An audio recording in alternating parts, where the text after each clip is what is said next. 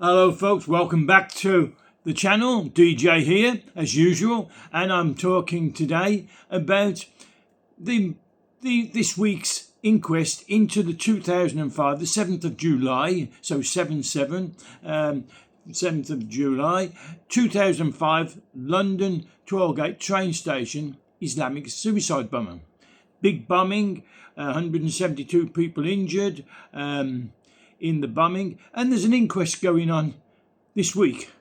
It's also been commemorated by London Mayor Sadiq Khan and the King Charles. They laid plaques and they made speeches about it because it's the anniversary, 2 decades, 20 years since it happened.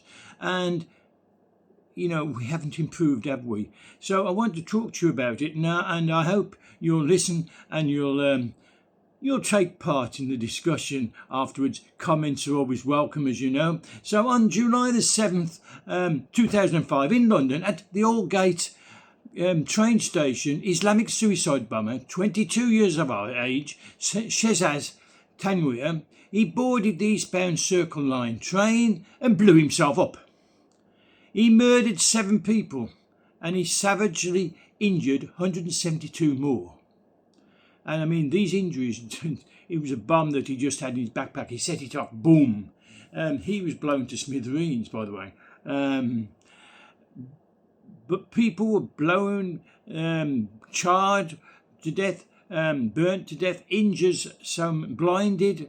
It was a terrible thing. Then they blew up a bus as well. You may remember, you that was alive, and most of you were alive then, because my demographic populace that listen to me are in the 45 to 65 years age group. So the inquest now 2 decades later is taking place, and King Charles and the London Mayor Sadiq Khan placed plaques and spoke of the bravery of the rescue workers. Very true, they were brave, but they said little about the culture of Islam that makes terrorism in the UK an everyday occurrence. Everyday occurrence. Do we get blown up on the buses, on the trains, in the airplanes every day? Well, it would seem so. I mean, I'll explain. The MI5 have disclosed that there are over 43,000 people within the UK that are on the terrorist surveillance. They've been watched all the time, and they've prevented thousands of attacks on British soil since 2005. The King and the Lord Mayor of London, I was born in Birmingham, by the way, Sadiq Khan, both preferred to accentuate the positive. What positive? They're talking about the bombing, where people injured and killed, and they're talking about the positive, accentuate the positive. Well, the positives of communities coming together, really, and never once mentioned the ideology that inspired the carnage. King Charles spoke euphemistically of tragic events, as if the blood-curdling assault on Western way of life was some sort of road traffic accident, not the most devastating Islamic planned attack since 9/11. 2 of the London bombers, there was 3 by the way, two of the London bombers had taken trips just before to Pakistan. They were Pakistani, by the way, Pakistani Muslims. The vast majority of the suspects on MI5's terrorist watch list are jihadists. Kill, if you're not a Muslim, kill. Around 43,000, which equals about 1 in 100 Muslims in the UK. That's a 2025 report from the MI5. 1 in 100. So if you know 100 Muslims around you, then one of them's a terrorist. Sad to say. In 2005, when the bombing took place, the then Prime Minister Tony Blair. Now, he outlined 6 ways multiculturalism and integration could be promoted. Multiculturalism and integration, including a crackdown on foreign preachers, imams, the heads of the mosques, spouting hatred of the West, would be curbed. Investigations of forced marriages. These are the 6 ways Tony Blair said we could accept multiculturalism. There'd be integration. Imams there'd be a crackdown on the ones who are preaching hatred of the West. There'd be an investigation into forced marriages. There'd be an investigation into the refusal of some mosques that won't allow women to worship and to participate generally in public life. The government would also demand a shared common language, an allegiance to the rule of law. Nobody can legitimately ask to stand outside the law of the nation, Tony Blair said. Well, how did all that work out? Imams are still spouting anti-Semitic and anti-British rhetoric. Young men from Pakistan of origin are put on trial for mass rape and explain that they've been taught by their religious authorities to regard white girls as chewing gum in the road. That's a quote, chewing gum in the road. I'd never heard it before until I researched this article. Now, we know what we're talking about then. We're talking about what they call the grooming gangs, thousands of white girls, young white girls. Now, they say white girls, but there were Sikh girls and Hindu girls as well in Britain. Of course, there's many more in Pakistan and India that have been raped and so on, attacked. But in England, they're mostly white girls, yes, but there are Asian girls as well being attacked, Hindu and Sikh and Christian Indian girls. So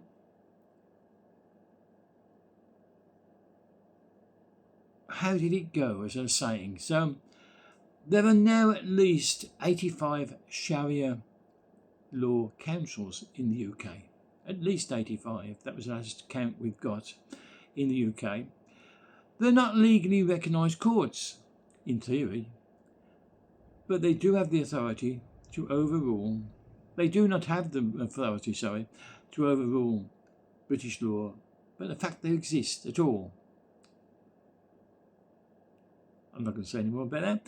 As for shared common language, the census in 2011 found there were 846,000 Muslim women living in England. Give you that figure again. This is in 2011 now. It's grown since then, but in 2011, the census, 846,000 Muslim women living in England. So we're not talking about the rest of the UK, just England. Of those, of the 846,000 that live in England, 190 or 22% of the total of Muslim women in England, 190,000, said they could not speak English.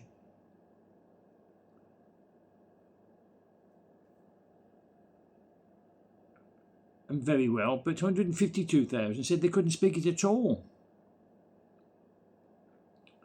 Some 90,000 Muslim men, or 10% of the Muslim men in England, cannot speak English.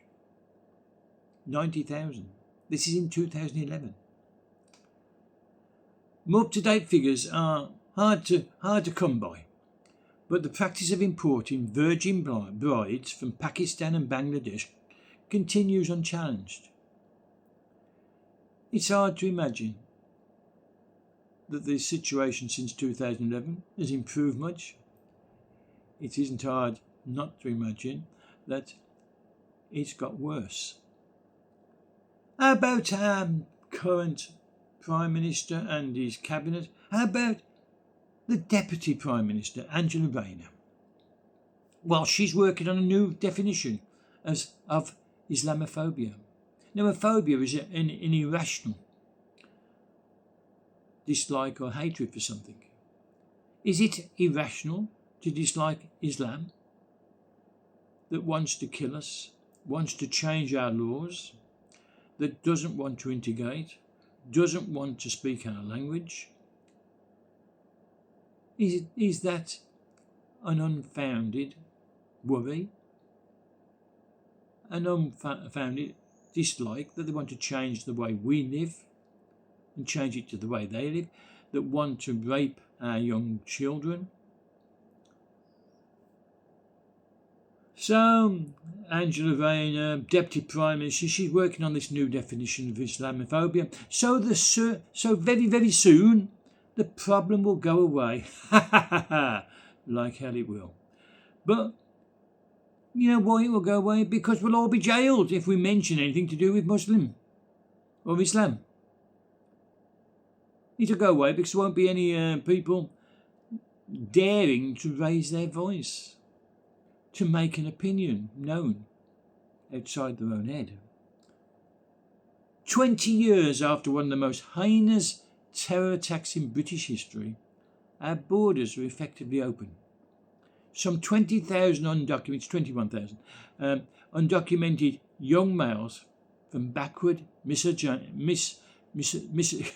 against women, misogynistic cultures, often exporters of Islamic violence, have entered the UK by boat since the start of this year. Just this year, 20,000.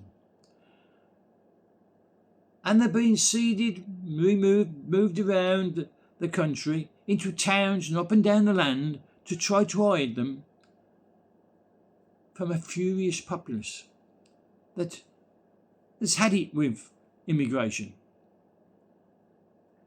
There's now an overt sectarianism in Parliament, with Muslim MPs forming their own political alliance with Jeremy Corbyn, of all people, trying to affect British foreign policy in favour of Islamic fundamentalists. Our institutions may be cowardly, but individual strength and determination remains in the populace. At the 7th of July 2005 inquest, all those years ago, a softly spoken man by the name of Philip Duckworth said he'd been thrown by the blast set off by Shihad, if you forgot his name, Shihad Tam Weir's suicide bomb.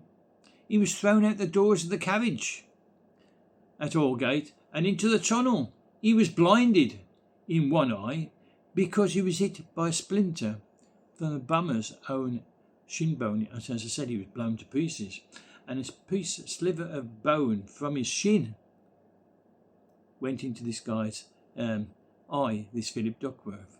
It blinded him for life. So he's lying semi-conscious, Philip Duckworth. He's lying on the tracks. He's been blown out of the doors. He's lying on the tracks. He's gone unconscious. He's now semi-conscious on the track when he hears someone say, "Leave him. He's gone." He was a rescue worker.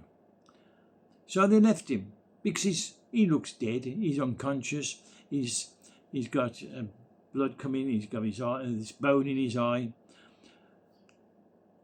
But he was only semi-conscious, and he said, "I was so incensed that I hauled myself up onto my knees and I willed myself to live."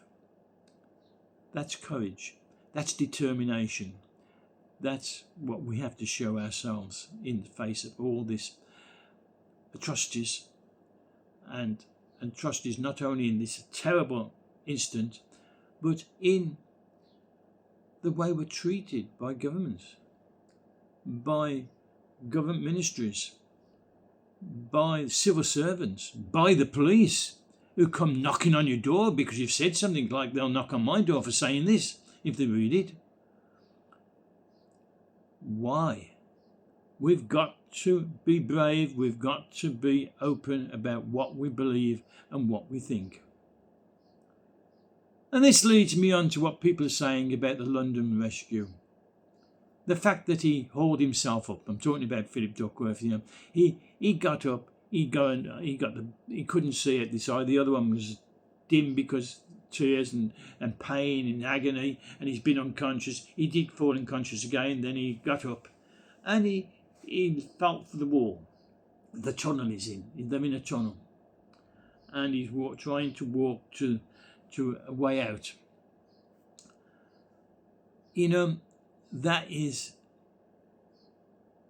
That's amazing, and it leads me to what people are saying about the London Rescue Services.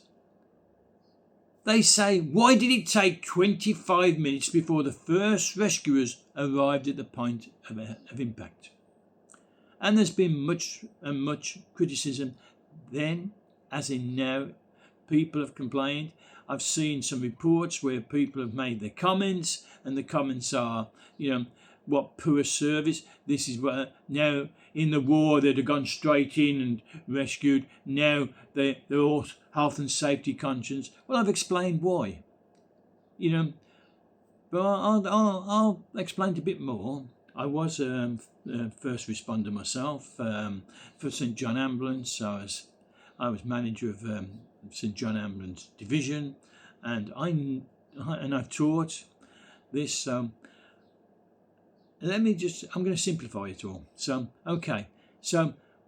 This leads me to what people are saying about the London Rescue Services, and they say, why did it take 25 minutes before the first rescuers arrived at the point of impact?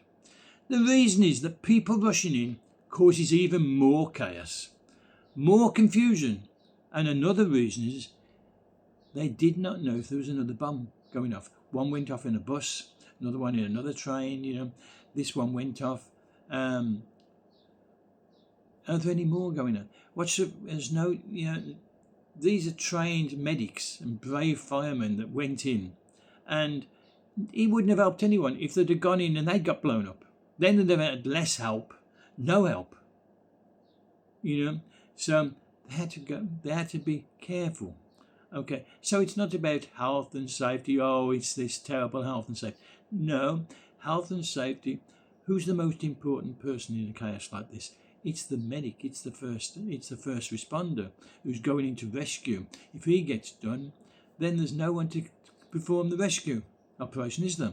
So it's the person. Now, okay. So let me go further into this. Ambulances are lined up so as the victims of the bombings could be transported away to hospital as efficiently as possible. A triage situation has to be set up where the casualties needing the most urgent treatment are treated first. The casualty shouting and moaning the loudest is not the most urgent in need because they're already breathing, and maybe they're feeling pain. That's a good point when in these sort of situations, that it means their nerves are working, they're conscious, they're breathing. It's the quiet one, or maybe a slight murmuring, moaning sound that needs the urgent attention. When people all rush in, this is forgotten. It has to be done in a systematic way. Now, I've experienced this myself, and I'll tell you this bit, a bit off the cord of this post, but I experienced it in a road accident. It was in France, by the way. I was a member of the motorcycle club, and the 30 of us were going along, and one of the motorcyclists with his wife on the back was hit by a car. Bang. And an enthusiastic do-gooder Frenchman, he ran towards the couple on the motorbike that had been involved in the car versus motorcycle collision, and the do-gooder ran across the road to give aid and was struck down by a truck. He run over, didn't see the truck coming, bang. I've now got 3 injured people instead of 2. How am I going to cope? Suddenly, there's crowds appear. Whenever there's an incident, there's crowds appear. and they come along and they get in the way and they go, oh, I wouldn't do that. Oh, I had it in another instance, and I said, oh, you wouldn't do it this way? Are you a doctor? Are you a qualified medic? Are you a paramedic? No. Well, I am. Don't tell me how to do it. I tell you what, go down the road and stop the traffic. You two, you go down the road there and stop the traffic coming this way. You phone for an ambulance. You four, turn your backs to the incident and keep people away. That's to organise so you can get on with the main task, aiding the people. But I've gone off this 2005 7th of July incident, haven't I? But it may have given you a bit of a background. So if the first responders get injured, then there's no one there to respond, is there? So in a multi-casualty situation, chaos will occur if people rush in without an organisation. People begin giving aid to people who are able to aid themselves, and they give aid to the one shouting at them the loudest, ignoring the quiet one that's bleeding out. See what I mean? When the first emergency first aider enters in a situation with mass casualties, as this was, the first man who goes in, a woman who's the first aider that goes in, he enters and he ignores everyone's call for help. He ignores them. Instead, he or she goes around, and they list who they think requires the most immediate help in order down to the least that requires help or timely medical intervention. He then goes out and with his list he distributes it to the emergency workers, and many of which are off, in this case in 2005-77, they were off duty. They volunteered. There was volunteers, trained volunteers like in St John Ambulance and Red Cross and that, and they took their instructions and they went in and they dealt with the people that needed the most help, the most urgent help. And they got them off into the ambulances, which was all lined up. So onto the ambulance, away, onto the ambulance, away, onto the ambulance, away. The firemen went in from the first responder, the instructions to clear rubble, to cut people out of carriages where they were stuck under seats and so on. Efficient organisation. So as I said, I've read many comments about, the rescue services took too long, they were frightened to go in. They weren't frightened to go in. They were observant and making sure everything was in line. The ambulances were ready, the fire engines were ready, the firemen with their axes and their lifting equipment and their hydraulic equipment was made way for them to get in, and the doctors and the paramedics and the ambulance staff had the best available access. Think about it, the first responder is the most important, because if he's lost, then there is no response. Okay, so it's going on now, the inquest is going on. They are covering up King Charles, Sadiq Khan, government ministers, all saying, the rescue workers were fantastic, and they're ignoring who did it. The Islamic bombers. All these boat people coming in. We've had the Manchester bombing, if you remember, with the children of the Ariana concert. Don't know what she sings, but the Ariana in Manchester. We had the Rigby with his neck chopped, if you remember that. We've had so many in England. We've got to get a grip. The MI5 say they've stopped hundreds of potential attacks.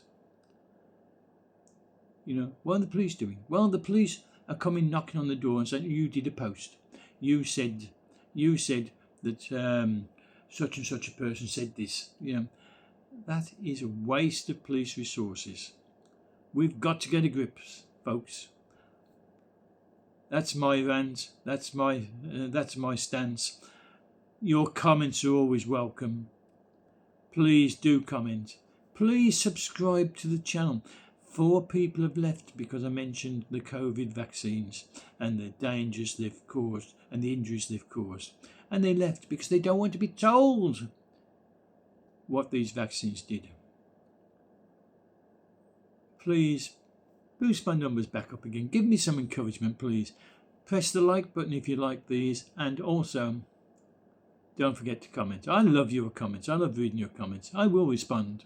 Okay? So until the next post, could be today, who knows? It's now it's coming up to 10:30 in the morning here.